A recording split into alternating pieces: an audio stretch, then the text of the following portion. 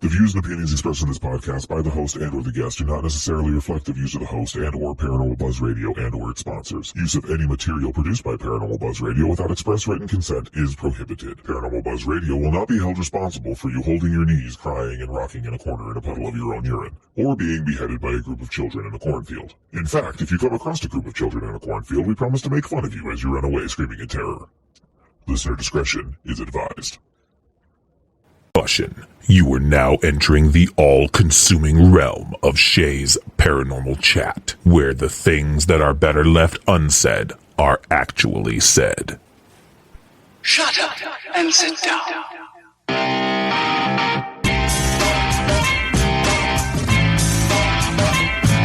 You're listening to Shay's Paranormal Chat.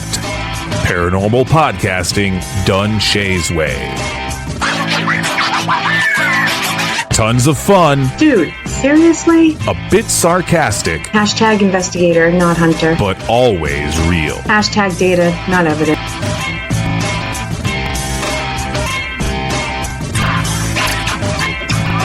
Don't get your panties in a twist. Oh my god, really? This is real, raw conversation.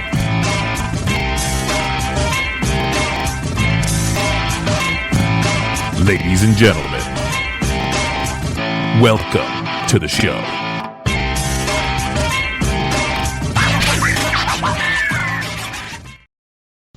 Good evening, everybody. TGIF. I hope everybody is doing good.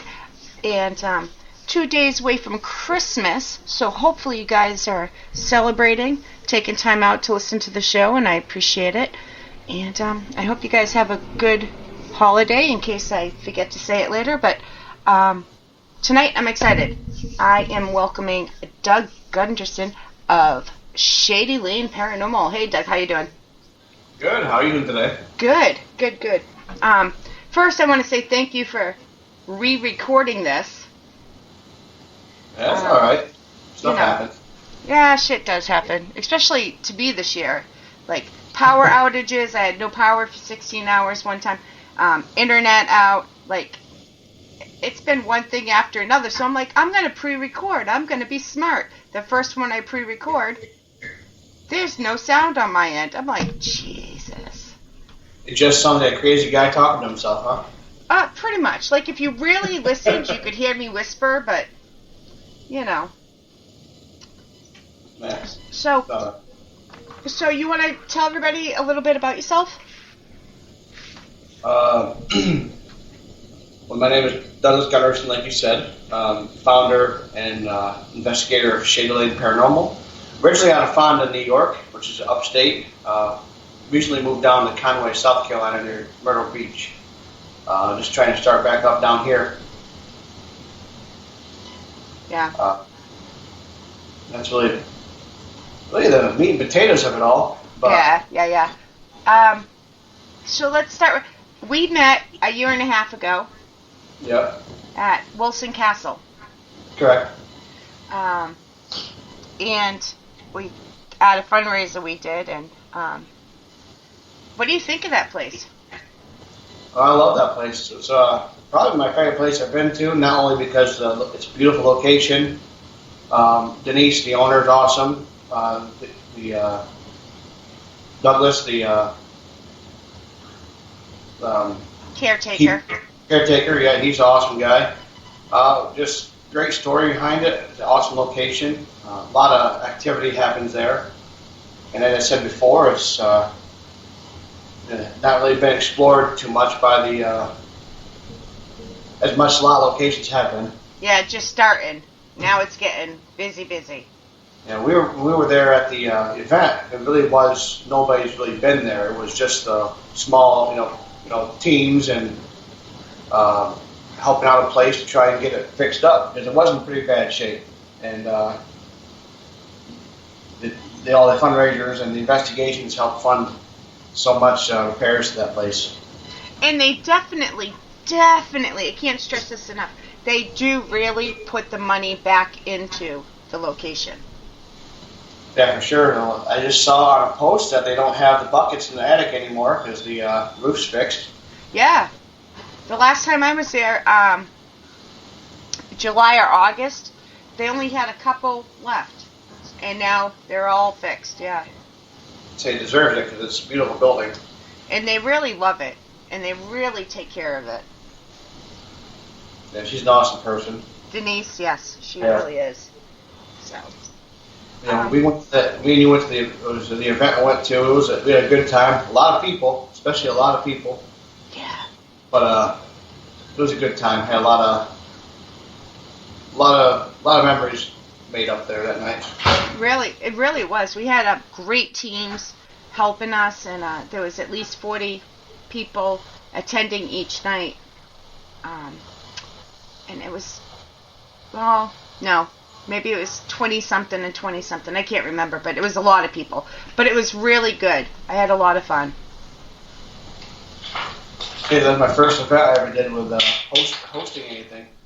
And it felt like a lot more than 20 people. The first night was a little rough, but I had a lot of help from Matt Waddell, so that was nice of him to help me out with that. Yeah.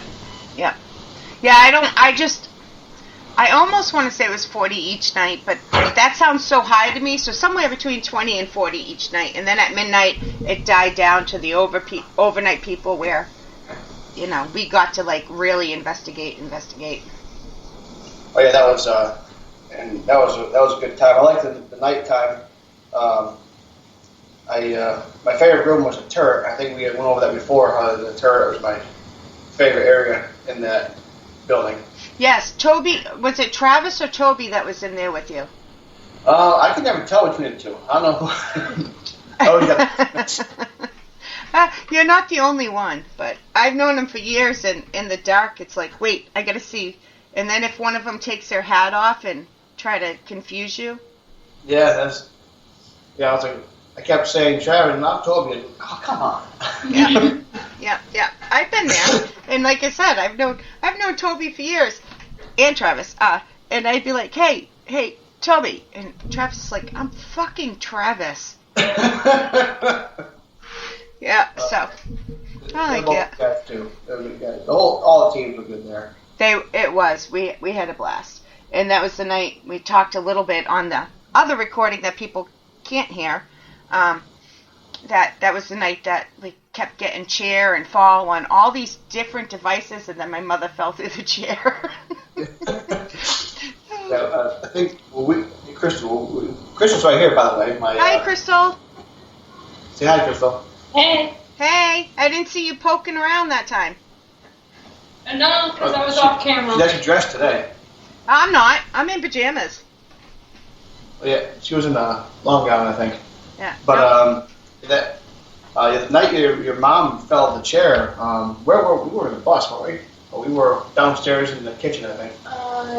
I was already asleep because I started getting a headache. Because wasn't that the night also that Carl did his little thing and I did the little thing with him? Yeah, that was you were very tired that night, but So I was talking to Danielle, I think, in the kitchen. Yeah, that's when it started. Yeah, but it was like for 5 hours we got huge activity, and then there she was, flat on her ass. Yeah. Boom. We're like, what the hell is that? But yeah, so luckily we got it all on video. She's out of frame, but you hear everything that happens with her. So. Yeah, that was funny. I wasn't funny at the time, but now, like you said, she can laugh now about it. No, once we made sure she didn't break anything or she wasn't hurt, then it was funny, but it wasn't funny because a bunch of other stuff started happening and it got dark, which that place usually doesn't get dark. It's, but yeah, she was good. So. Yeah, all the times I've been there, it's never really gotten dark. It was, so the one time I was up at the billiard table, going to the captain's room, or the main bedroom. Yep. And I set up a motion sensor. When I was walking over to set it up, I felt really uncomfortable and I couldn't walk any further forward. And for some reason, I didn't really been scared doing this stuff. And for some reason, I got scared, really scared for some reason. And I walked away and started walking downstairs, and the motion started going off. And I ran downstairs for no reason, I don't know why. But I just had a bad feeling out there. Well, sometimes, once in a while, you get that, what is that, flight or fight response, and you got to listen to your body. That's what I tell people. If you have that bad feeling, then just walk away. Like, there's nothing wrong with it. I kind of walk a little fast, but yeah, I've been there. Yeah, but other than that, it's all good. Like, you know, I think as soon as last time we were talking, I was talking about how when me and you met, we act like we knew each other for a long time. Yes, it's we never met. Yeah, but it feels it. You get together with certain people that you've only met online or Skype or a Facebook, and you feel like you know them. There's a few people that don't have that same feeling about the way you feel about people, but you know, for the most part, it's most people I've met doing all these events or meeting up people. They all have been really nice people. Yep, I have no complaints about anybody that I've worked with, so it's been good. Yeah, Crystal, no complaints about you. You're that Debbie? How did you guys get into the paranormal? Well, for me, I know Crystal's got some stories, but I got into it years ago, back in the early ghost hunter days. You know, the TAPS crew back in the first year. I started watching the shows because I used to have, like I think everybody else used to have, things happen to me, and I couldn't explain, and I always kind of wrote it off as like something else. Until the really big one that happened to me, I was driving home from work one day past an old hospital. In the center of the hospital, the stairway, the cross in front of it, and right in the second floor landing, there's this little girl standing there about 10, 11 o'clock at night in a white dress. I know it's always a white dress, I know. And people were walking by her, and she was by herself. So to me, if this little girl in the middle of the hospital by herself, somebody would stop and say something to her. But as I was driving by the hospital, my radio in my truck cut out and went to static. And I looked up to my right and I saw her, and you could just watch her. Her head follow me. You could just tell that her head was following me. Intelligent. Yeah. And I got goosebumps. And then as soon as I got past the hospital, radio came right back on. So that's when I really started looking into it, and I really wanted to get into it. So my friend Alec, who was a Marine, deployed at the time, said when he gets back, he has some equipment. So when he came back, I think it was August of 2017, we had a camera and a K2 meter, and we got together and made a team. And it slowly progressed from there, and I slowly went into madness and bought a whole bunch of stuff and dove deeper in the rabbit hole, and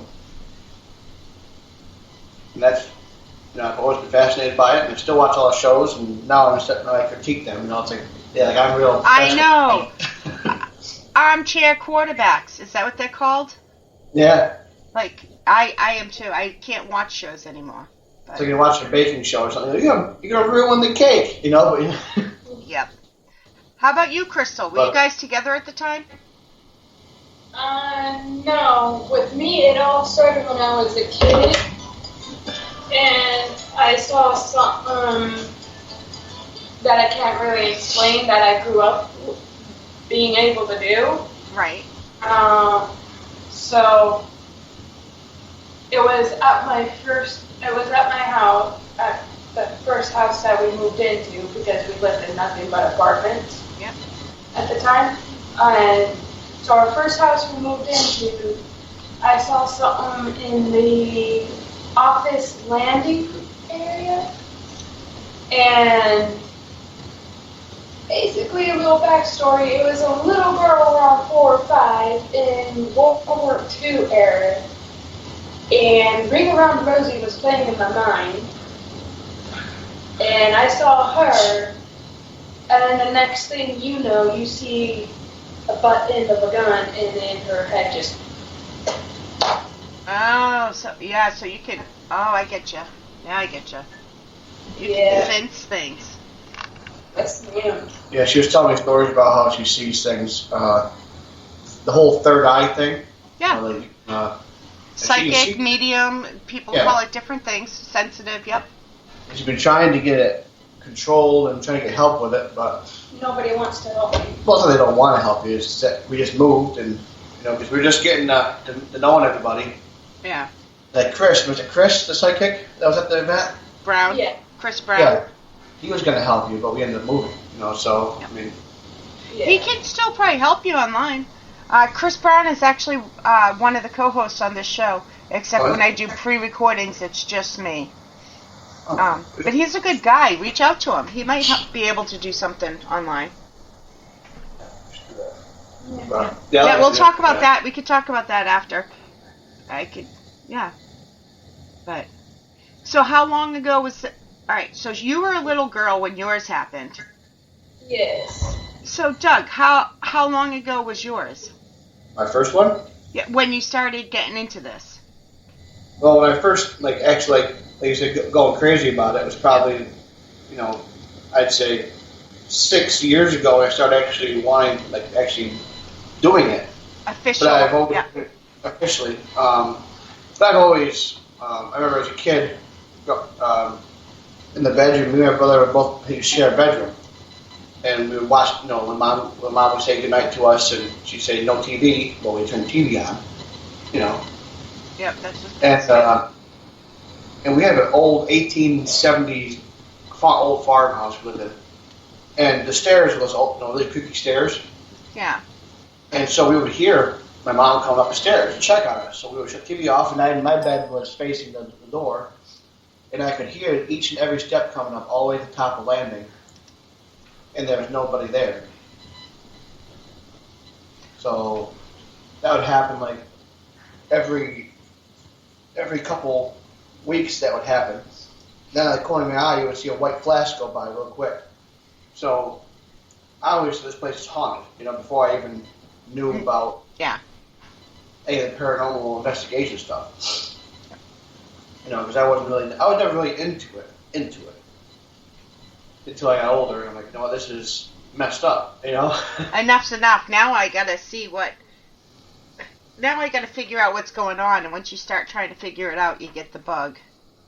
And I kind of wish, because my mom moved down here in 2017 to South Carolina, so before I got really into it, I never had a chance to actually investigate that house, which I really wish I could.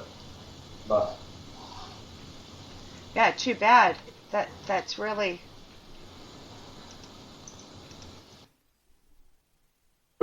so,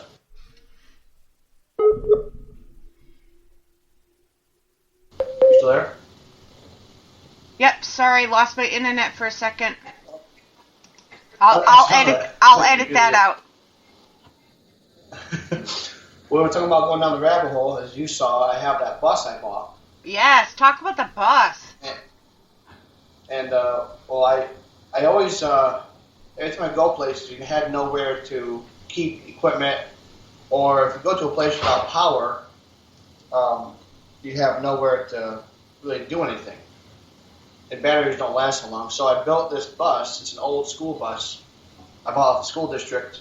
It's an old short bus, just so people Yeah. can visualize.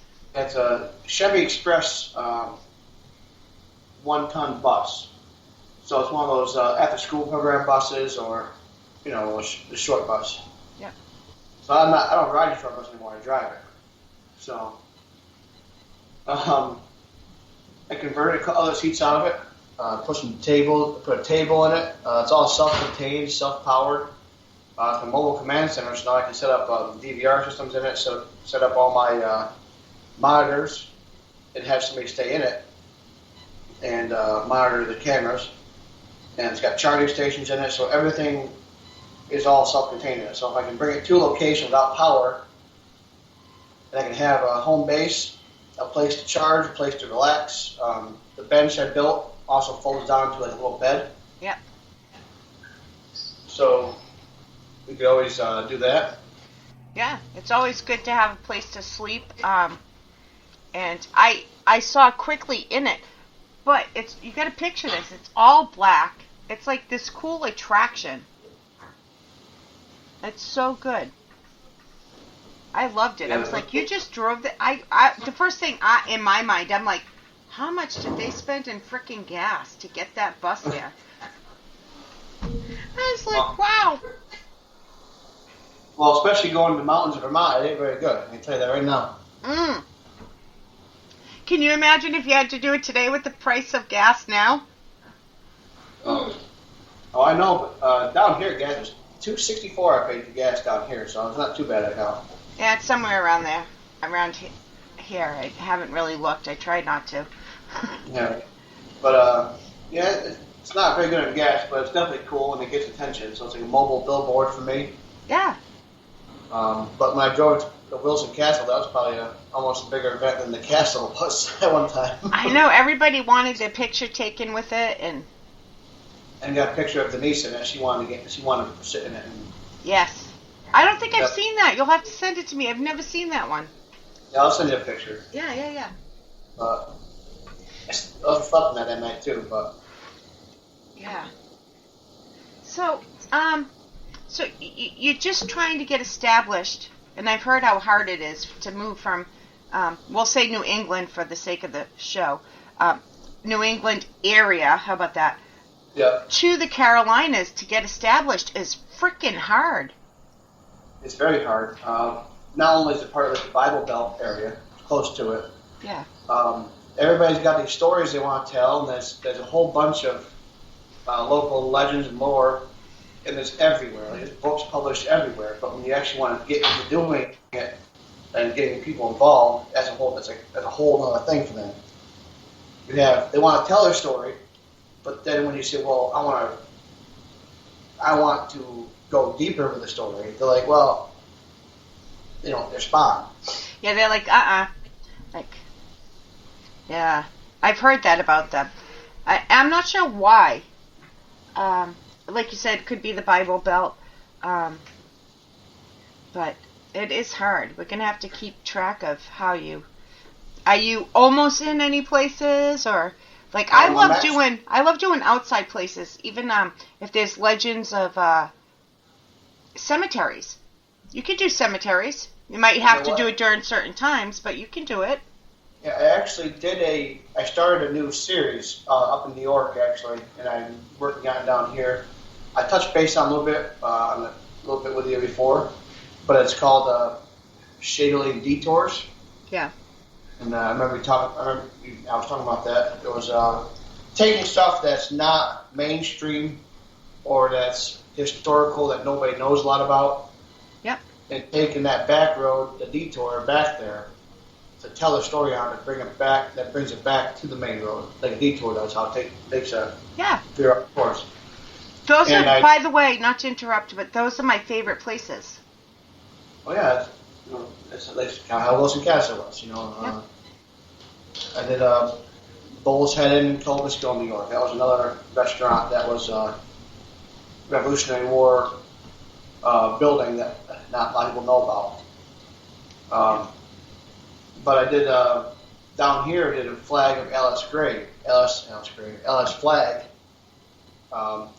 There's a story of a woman who fell in love with someone whose family was underneath her, according to her brother.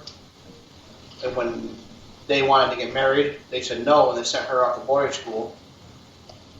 And she had a ring that he gave him. Well, that's the ring that he gave her. And she got sick with malaria, so her brother, the doctor, came and got her, found the ring when they got her home, tore the ring off and threw it into the marsh. And when she woke up from her coma, whatever she had, she couldn't find the ring, and when she went to look for it, she died trying to find it because she was so sick. So the story goes that they buried her in the family plot, but the stone only says Alice, nothing else. They wanted to forget her. Oh, so she was the disgrace. Even after she died, they couldn't come to terms with. Right. But it's kind of ironic because her grave is the most popular grave for the whole family. Of course. Because there's no grass growing around the grave. Because people, if you say you walk backwards around the grave 7 to 14 times, that you feel a tug on your ring finger, or the ring. If you put a ring on the grave, it'll change. Like the temperature will change, or you'll see something. So I actually did the investigation with an author from down here, Elizabeth Hutsinger. She wrote a couple books. And we did an investigation, short investigation during the day, because the graveyard wouldn't let me, the cemetery wouldn't let me go at night because of vandalism. Exactly, yeah. But I did it during the day, and I got some pretty cool evidence on that. That's on my YouTube channel. Yeah, tell before I forget, where can people find your YouTube channel and the Shady Lane Detours if they're different? It's all the same channel. It's on different, what do you call it? Like they have a same channel but different. Yeah, I know what you mean. Different. I can't think of the word right now. Me neither. But it's under Shady Lane Paranormal. Just search that on YouTube, and it should pop right up. And I do have a couple videos up on there. My first video, all the way up to the one I done last was the Alice Flag about 4 months ago. I posted. Yeah, I want to see that. I haven't seen it yet. I'm writing down notes just so you know what I'm doing, because I want to see that. That's cool. Yeah, so I have a spoof on there too. We're making fun of paranormal investigating, kind of make fun of ourselves. Yeah. How ridiculous it seems to some people. Yeah, I do the same. I actually do. But it's kind of funny. You got to watch that one too. No, I'm writing it down. I'm definitely going to watch it. So you guys, make sure you go check out his YouTube channel. I'm trying to make a website too, but that's hard for me. I can't figure that out part yet. I'm working on that, but I am with you there. We have one that needs to be tweaked a little, so. So now we touched base on that thing with Carl Johnson. He was at yes, Carl Johnson and James Anito did an experiment at Wilson Castle, like we said, 1.5 years ago with Crystal. Yes, there you go. That was called the what was that called? Crystal? Near-death experience.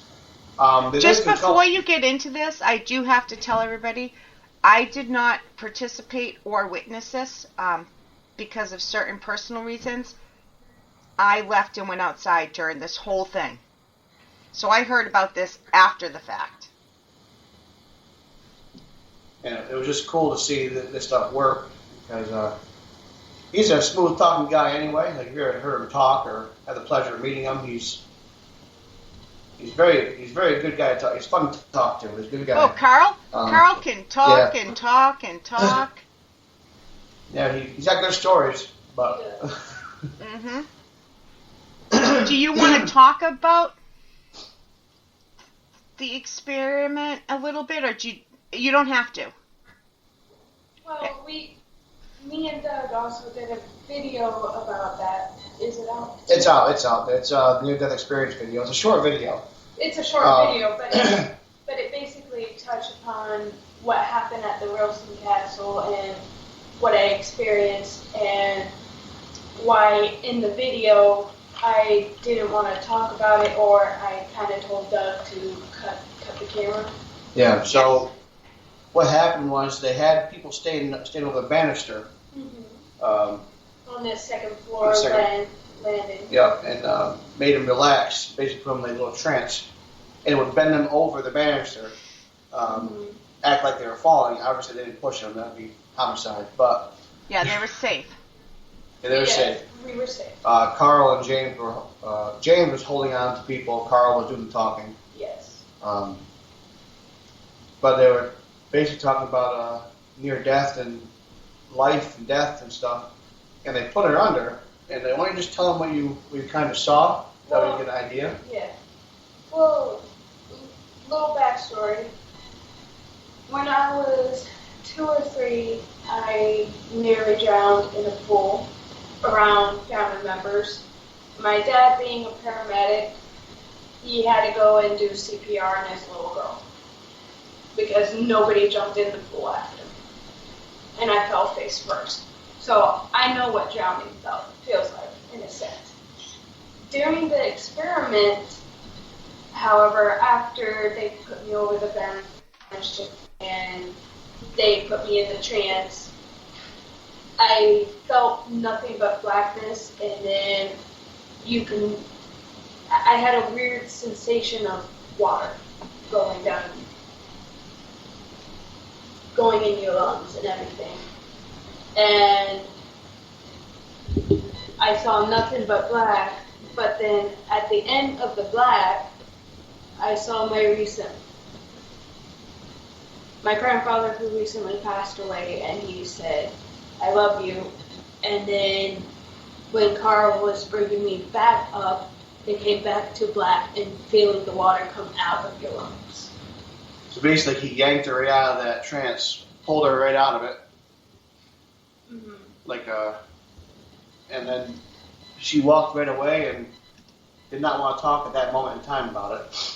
Well, because my throat kind of hurt afterwards, and in my mind, it was like a quick glance and a quick thing, so you kind of like still have to process it and everything, what happened and what's going on. And afterwards, and still doing other investigations for that night, I got drained, and that's why I left and went into the bus. Yeah, that was the night that you said your mom felt the chair broke on your mom. Yep. Yeah. That was not too long after that. That's when the nighttime investigation started, and you went to bed, and I stayed up. Well, that was part of the reason they did this was, I think, and I can't be quoted on this, but was to see if it enhanced any activity for the person and the location. Yes. Okay. That's what they were trying to do, and seeing if that would help out anybody. Right. But me at that time, I'm like, I've had enough investigations. I'm done.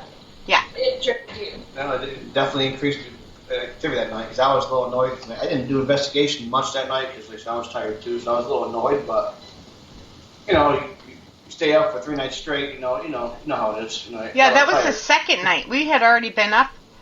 I had been once we left. It was a 36-hour investigation, so I was up well above that. Mm-hmm.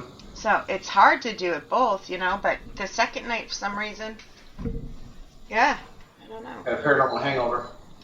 Oh, yeah. Then, yeah, it was hard to catch up the next week. So, but, it's a crazy night. But I do have, since last time we talked, I have had a few responses for locations here. Oh, nice. It's not in... Well, there's two. There's one in South Carolina and one in Georgia. And a lot of people know about the one in Georgia. It's called the Moon River Brewery. Yeah. You probably, I don't know if you've seen that place yet. Not yet. So that's been on a couple of the shows and stuff. The places that are mainstream are easier to get into because they're more than willing to take your money. Right. And to do stuff, which is great if you need locations. So I got that one, and then some museum all the way out near Tennessee. Oh. That's an old train station. I have to talk more, but that's probably going to be beginning of next year, maybe February probably. I'll get them done. But actual, like we were saying, the smaller locations we're trying to get into just take time. I think I'll break them down enough to where they'll finally say, okay, fine. Yeah, exactly. It is hard though. I get it. I do get it. It's a daunting task at times. Yeah, especially especially a small team. There's not a lot of people to help. You got some of these teams that everybody does something. Exactly. Well, excuse me. It's mostly me. So getting the location set up, getting the bus set up, driving the location, setting up the equipment, performing the investigation and the experiments, breaking down the equipment, driving back home, going through all the stuff, and if so, make a video on it. It takes a long time, and when you watch these TV shows, there's a whole slew of people behind the scenes that are doing everything for these people. Exactly. And they're there, TV shows, they're there a lot longer than one night. Some of them are a week to 2 weeks. And so it looks like all this stuff happens. But most of the time, we're just sitting there. Yeah. Yeah, there's not much going on, really. Like you said, they're there for at least a week, and they make a 45-minute video out of it. Yeah. And 30 minutes of that is them talking and making loud noises to make it sound creepier than it is. Yeah, I will not use my phrase because I don't know how I feel about it, but I have a phrase for that. Go ahead. Douchebagging said it. But you got to give the guy credit for bringing more awareness to it, because I do. I think he is a brilliant businessman. Don't get me wrong. Oh, brilliant. Yeah. I just don't agree with his way of doing things, and so I make it into a joke. But he's a brilliant businessman. I mean, come on, he's a millionaire. Well, I used to watch the Ghostbusters when they first came out. The first season, and their seasons were great seasons. It was normal. Then something just happened. He turned into. I'm sure he's still a great guy, but you can't get mad at the guy for, like you said, making millions of dollars, and he's doing I give him credit. I just use my phrase. That's what I only get upset because of the new people that are now coming out. You got, let's say a bunch of 20-year-olds thinking that's how you really investigate, and I just think it's disrespectful. Oh, did you see that new show, that Conjuring Kesha one? No, have not seen that. We watched one episode of it, and I'm like, okay, I'm done. I said, I'm done. Oh, God, now I'll have to check it out. Just watch. Just watch the first one and see what you think. I think it was at Eloise Hospital. You know Eloise? Yes. It was there. Oh, God, and yeah. It just annoys me because you have these people who don't. They're just hopping on the train, because it's popular right now. Yeah. And they don't actually do any. They don't really investigations. No. Really. They're just yelling and screaming and swearing and See, I'm making one. jokes. We only got to investigate a little bit, but I'm more respectful. Like, I don't think you should be taunting, and you should not be putting them down, and they're people. Treat them like people. Don't be a bully. That's my whole thing. But one thing, though, that Conjuring Kesha did do is, I don't know if you know who Josh Joyner is. I think Addict Junkie Paranormal makes equipment. It sounds familiar. I think Matt might have told me about him, yeah. She was using his equipment, so that kind of put him on the map. So a small time guy like that, which is kind of nice that they do that kind of stuff. Include small time builders. Yeah. So that's nice of them, because I have a couple stuff from them. I kind of have them everywhere because I like seeing the different kind of equipment. I'm the same. But still, I wish the equipment would pick up the stuff that you catch. Because your body is the best there is, and the equipment's like, it didn't catch it. Yeah, but that's why your reputation, where your reputation comes in. Because if you're a stand-up guy, if you show integrity, then people are going to believe. And I'm also one, if exactly what you said, we can't physically catch what our body is quite doing yet. But if you have equipment going off at the same time you are feeling things or going through things, then I say that's a plus. Like, I'm all in. We were at the cemetery, Revolutionary War Cemetery. It was a fort, and we kept pointing out things, and especially Alec was pointing out lights and stuff you keep seeing. But if you don't see nothing, then you kept seeing them on the camera. And then we're feeling something, a cat ball would go off, or the REM pod would start going off, and we tell it to stop, and it will stop. Yeah. It was just cool stuff when that happened. It's awesome. That's very few and far between when you get that amazing of stuff happening. Right. But that's why we do it. Like, we will sit for, let's say, 6-8 hours, whatever, to get 10 minutes worth of real stuff. Right. And it's worth it to us because we get, all excited. because that's why we're doing it. And it's nice and it's relaxing, I think. Yeah. For the most part. Yeah. Yeah. Me too. So I Until you have agree. cat play. Yep. Definitely. All right, guys. This has been great. This has been really fun. I hope you guys come back. I know we're cutting it a little short, but because we had to, we already did this once, and I appreciate you guys doing it again. At least, Crystal, you got to join us this time, so maybe it was meant to be. Maybe. You know. You want to throw out all your social media? Where can people find you? Yeah. I'm on Facebook. It's all under Shady Paranormal, so it's all going to be the same thing. I don't have any crazy differences. So Facebook under Shady Paranormal. I also have a SLPS page as well. It's Shady Paranormal Society. It's where people get together and can share their videos and they can share their experiences all on there. Is that a group on Facebook? That's a group on Facebook. Okay. Then the actual team page, the Shady Paranormal, is on there as well. Yeah. Instagram, Twitter, I have all them. I don't do much tweeting yet. I call it twatting. Yeah, I don't do much twatting or tweeting yet. I'm still trying to figure that one out. Me too. Instagram's kind of weird, but I am on there when I can be. It's mostly Facebook right now and YouTube. I am planning on putting more videos up soon of different things. That's really about where you can find me. My email information's on there. If anyone wants to email me, ShadyLaneParanormal at yahoo.com. ShadyLaneParanormal at yahoo.com. It's a mouthful. I know, it's a long email, but everything is simple. Very, Yeah, yep, I hear you there. All right, so I hope you guys come back for real.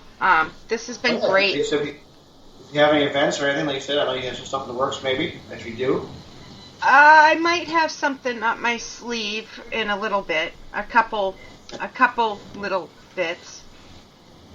I will let you know. I can't talk about them on air yet, but I understand. Just I am. All right, guys. Thank you so much for listening. Be sure to check them out. You want to follow great people? You need to check these two out. Or the group. Awesome people, down to earth and real. So check them out. And as I said in the beginning, I hope you guys all have a great holiday season. Merry Christmas, or whatever it is you celebrate. Just celebrate it good and make it great. Talk to you guys soon.